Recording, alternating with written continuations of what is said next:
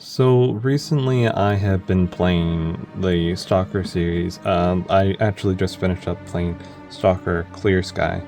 And they're great games and I really love them.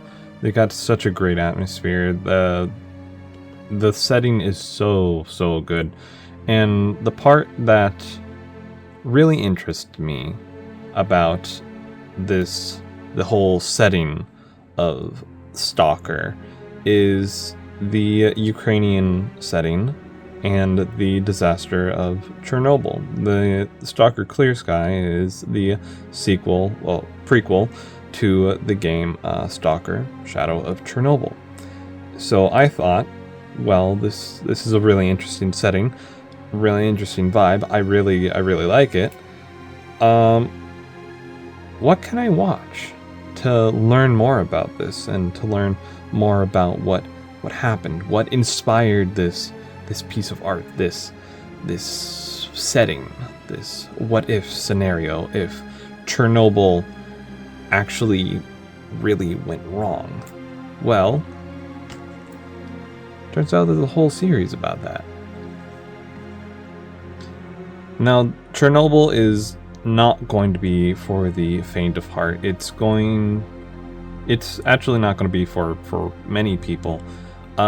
If you're even at all remotely interested in this period of time, in this specific piece of history, highly recommend checking this out. This is honestly a 10 out of 10. It's only 5 episodes.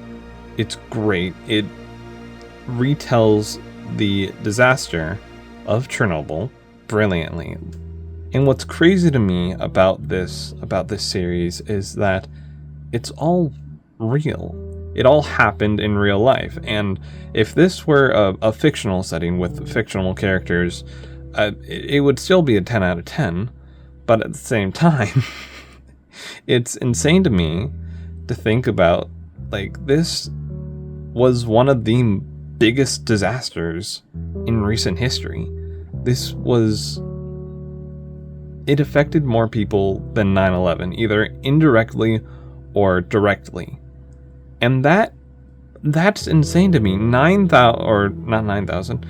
2,993, I think. Somewhere around that, people died from the 9/11 incident. While I'll give you a guess as to how many people were affected by the Chernobyl incident. The range of people that were affected and died from this incident were 3,000 people to 94,000 people. That's an insane range of people that died from this incident, from this accident.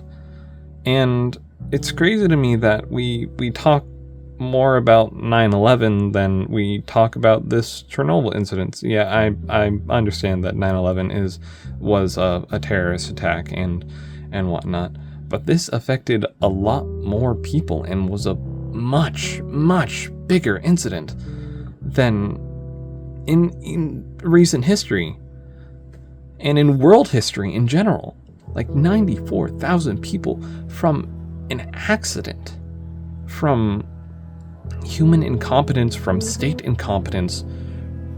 It's crazy to me. But the actual series itself is very well put together. It does a great job at leading you into what happened and getting you invested into all of these different personalities, all these different characters that played into the disaster that is Chernobyl. The starting scene where the first episode where they don't understand what's going on. They're like, there was a big explosion. It must have been the engine. It could not have been the core. That is impossible.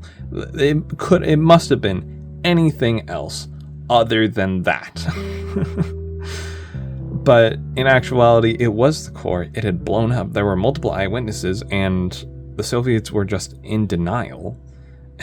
Like, it was literally impossible to them to think that the impossible happened. Well, the supposedly impossible happened. And this whole series, it really displays just how heartbreaking and brutal this incident was. The firefighters, the subplot with the wife and her husband, who was also a firefighter, who was affected by the radiation when he and his team were putting out the fire when the initial explosion happened. That whole subplot was heartbreaking, especially, spoilers by the way, for the entirety of Chernobyl.